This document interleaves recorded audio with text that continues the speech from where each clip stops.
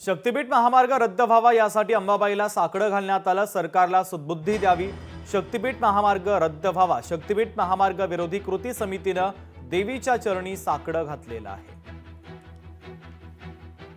या रस्त्यातून 50,000 कोटी रुपये मिळतात म्हटल्यानंतर त्यातला हिस्सा आपल्याला काय बसेल का? आपल्याला काही त्यात मिळवता येईल का? म्हणून काही लोक याचं समर्थन करायला लागले। त्याचाच एक भाग म्हणजे आज मुंबईमध्ये होणारी बैठक आहे। या शक्तीपीठ महामार्गामुळे अर्ध कोल्हापूर महापुराच्या खाईत लोटलं जाणार आहे। त्याला जबाबदार कोण? मला आई अंबाबाईला एकच साकडं घालायचं आहे। या कोल्हापूरचा इतिहास आहे की एका राक्षसाच्या तावडीतून या कोल्हापूरची सुटका अंबाबाईने केलेली होती। कोल्हापूर सुरक्षित ठेवलेलं होतं।